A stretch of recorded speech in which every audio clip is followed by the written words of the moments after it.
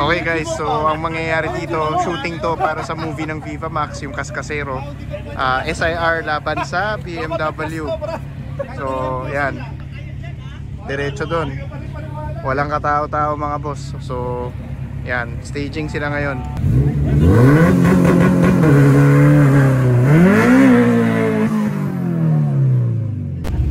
So hi guys, nandito tayo ngayon sa Park Links.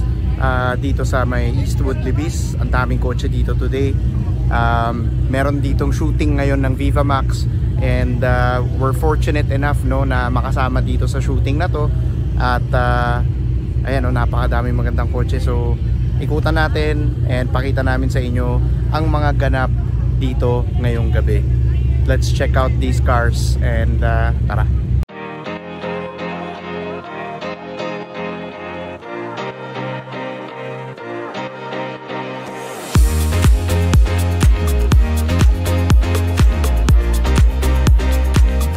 Okay guys, so nandito tayo ngayon sa Park Links, and nandito yung shooting ngayon ng mga auto. We're going to take a look at some of the cars. Ito yung Subaru, ito yung kotse ko guys, yung white na PRZ. Ayan yung L-type na tropa natin. Dami mga magagandang auto all around. Pakita namin sa inyo.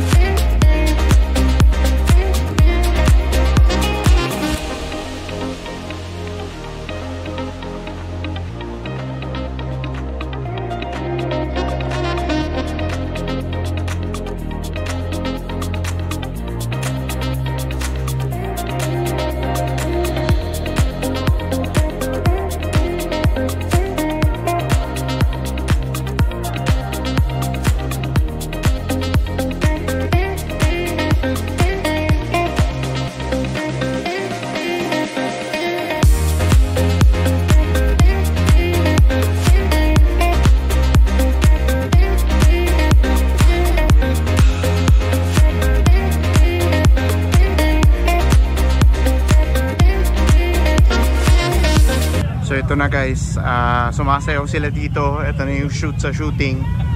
And dami mga magagandang kotse. Mamaya ikutan natin yung iba. Pero ngayon, ito na. So itong film na to guys is Viva Max Kaskasero, yung name ng film. So yan, ang daming tao. Ayan yung mga tropa natin nandyan. So ayan, ang daming tropa natin, yung mga auto nila. Ayan. So far ito yung shoot. This is what's happening. So yun, mamaya nakabukas yung mga headlights ng mga kotse ngayon, pero later on pag pinatay, ikutan natin yung mga ibang cars na nandito rin.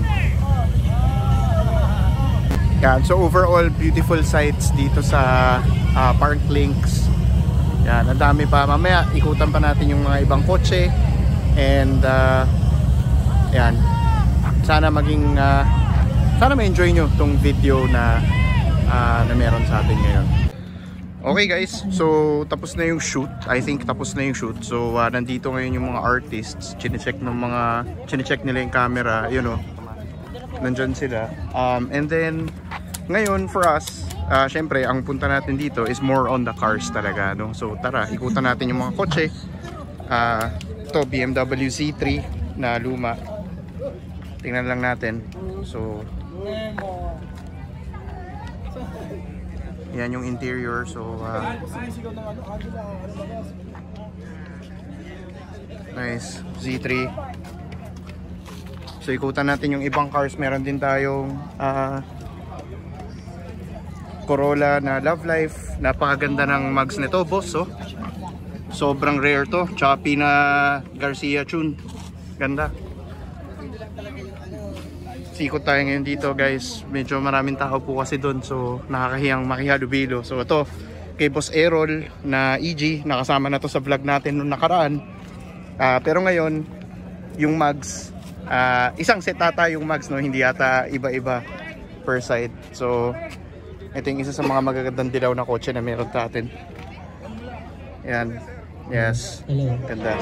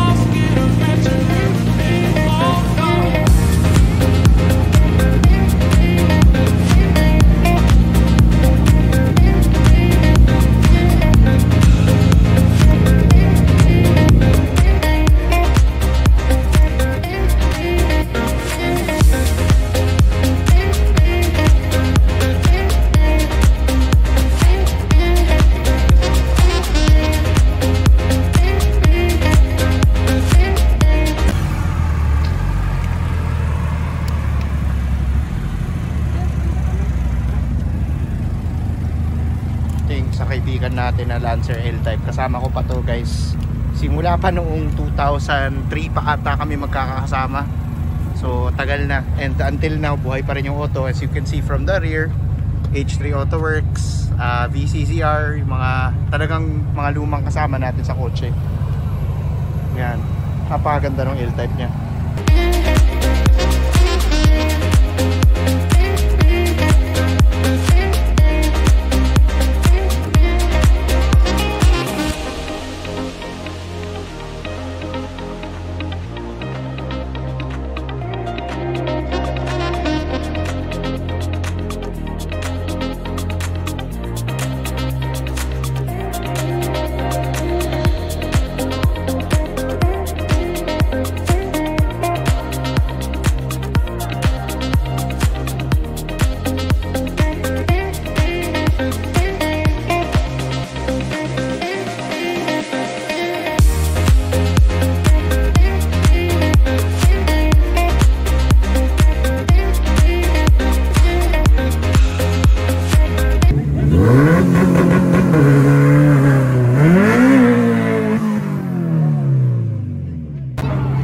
So guys, nandyan na, nagdadatingan na yung mga baby girls natin. Ayan na po sila. Magtatanggal daw ng panty, guys. Ewan ko lang kung totoo, ha. Ayan, ayan, ayan, oh. Yan ang ating, yun, oh. Siya pala. Oo. Tingnan natin kung magtatanggal ng panty talaga, mga kapatid. Baka pala magic, may lalabas palang bird. Yun! Tie spec pala, mga kapatid, tie spec. PBM. Yan. Yan. So guys, tinuturuan na ngayon yung flag girl natin kung paano maging flagman, di ba? Sa illegal na karera, merong flagman talaga. Pero in this occasion, since this is for the movie, flag girl ang ating bida. Yan. Dami nila, oh guys, oh, di ba? Tiba-tiba talaga.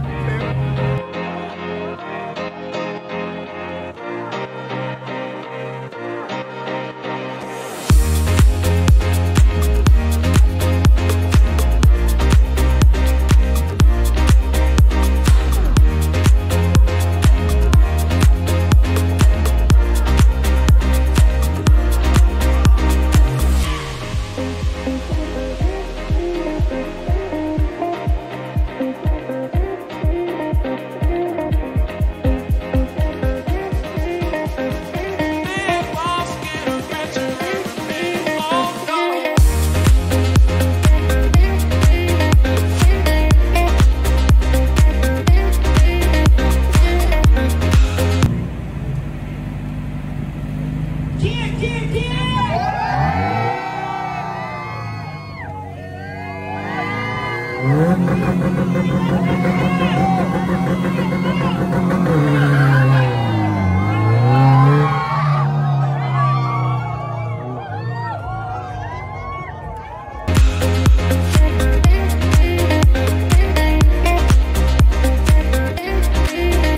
guys, so tapos na sila dun actually marami pa silang take na ginagawa dun, no? Dun ginagawa yung drag racing scene na para dito sa Cascasero movie. And tayo, dito na muna tayo, magpo-focus na tayo dun sa mga kotse na nandito sa vlog. Yan, yung mga nakaparada dito, mga tropa natin, at yung mga iba pang mga car guys na nandito sa shooting ng Cascasero. So tara, samahan nyo ko, ikutan natin ulit yung ibang mga kotse hindi pa natin naiikutan. Okay guys, so tuloy na natin. Kanina wala pa dito yung Skyline, yung BMW nandyan. So ikutan na lang din natin ulit, no? Kasi nanggaling po kami dun kanina. Dyan yung drag racing na scene na ginagawa for the movie. So tara, ikot tayo. Ito, very rare na makakita sa Pilipinas, no? Ng R32 na Skyline. So I don't know if this is a legitimate R32 or if it's a GTS, no? Pero from the looks of it, mukha namang R32 talaga. So of course, ways to check if pwede mong tingnan din yung preno. Mukhang OEM pa yung preno niya. And kaya napakaganda ng kotse. So ito yung Z3 na nakita natin kanina. Ito naman yung kay Boss Errol, pinakita rin natin to kanina. Ito naman yung Corolla na hindi pa natin napapakita, no? Yung Garcia tune na Love Life Corolla. So yun, mukhang naka Toms pa siya na bucket seat sa interior guys. And of course JDMU, not for everyone mga kapatid. You can see, oh, Toms interior, napakaganda. Oh, ganda ng wheel niya, saka naka amber gauges ng Love Life. So very nice car. Bihira lang makakita ng Love Life na Corolla. Ayan, bihirang-bihira lang. Tapos ito naman yung small body JDM Underground din, of course. Kakaiba yung setup na itong small body na to. Ibang klase rin yung mags niya, no? I forgot the name, pero merong parang Toms ata to if I'm not mistaken, or Black Racing. So hindi ko sure kung alin, pero I think I saw it. I think it's a Toms. So yun, Toms New Action. So tama nga ako sa aking unang hula. So yun, nagkakaano sila doon, yung drag racing na scene. And tayo, since nakita na natin yun kanina, dito naman tayo ngayon. So ito, BRZ. May BRZ dito. Yan, naka-mags din yung BRZ. Yan, tumuloy na yung karera doon. So yun, very fun day dito sa Parklinks. Very fun day. Tapos ito yung Ducati ni Denz, if I'm not mistaken. So kasama rin namin to, one of our friends with a very nice bike. Meron din tayong Honda SIR dito. Ikutan natin. Check natin. Mukhang naka spoon. Is it a legitimate spoon? Yes, mukhang legitimate spoon ba? Or Rota spoon? What do you think guys? Mukhang ano, no? Mukha naman natang ano. So dahil dyan is because of this is a original or Rota? Okay, so because of that, orig daw. Pag may linya na ganito daw, original daw. Sabi ni Boss Errol, yan. Maraming knowledge yan si Boss Errol. Pagdating sa kotse, check natin interior. Mukhang naka-spoon na steering wheel, type R gauge, SR3 Recaro. Ganda. Ay, sorry boss. Yun nga lang, medyo maraming kalat dito na water bottles, wag na natin pakita. So ito, pakita natin yung iba. Ito, yung may Silvia ni Boss Roll Jardine. Ito, isang magandang ano to. Ayan o, si Boss Roll. Yan, static bag na bag. Yan o, sobrang baba niya sa sahig. Mga kapatid, tingnan natin. Halos hindi ko suksok yung daliri ko dito. Wala wala. One finger gap sa sahig mga kapatid. Grabe. Sobrang baba. So ito kay Boss Roll. Itong Silvia na to. Dating kay Angie King to if I'm not mistaken, no? Yan. Hindi ko lang sure pero I think dating kay Angie King itong Silvia na to. Sobrang baba, guys. Sobrang baba. Sobrang ganda. Moving forward, nandito tayo sa Evo 3. ng isa sa mga friends natin sa JDMU din. Yan, tingnan natin yung auto. Naka roll cage yung buong kotse. Very very nice pare. Ayan, bukas pala yung loob, naka-breed na upuan. O nga pala, it's not called bride, it's called breed in Japan. So yan, just so you know. Ayan, pakita natin yung loob ng auto since open. So yan, then uta natin dito. Naka Rally Art NK na mags with Brembo brakes of course. Normal to see on an Evo, pero it's very very nice looking car, no? Napakaganda.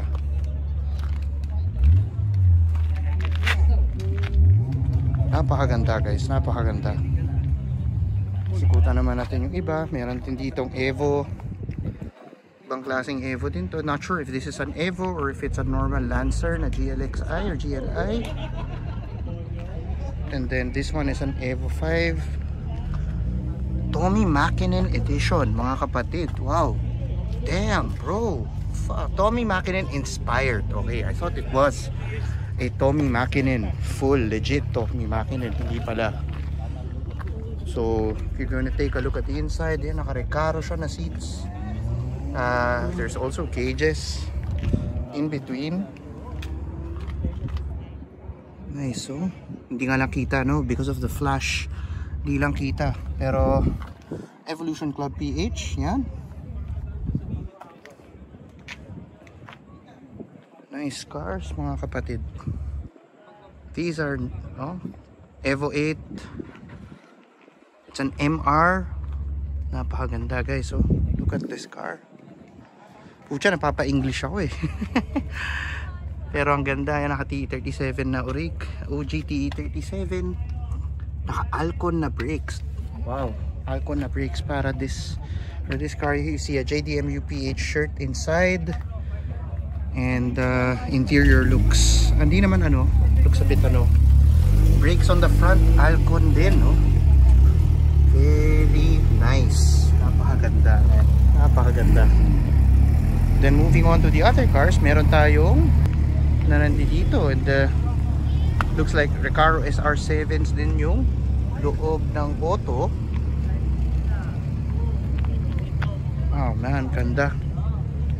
Ako, I dreamed of owning na magkaroon ng Evo, no? Pero I never had the chance na magkaroon ng isa nito sa mga to. So these cars, para sa akin, sobrang rare nitong mga kotseng to. And I think yung value wise, talagang umaangat yung value nitong mga kotseng to. And then we have another car.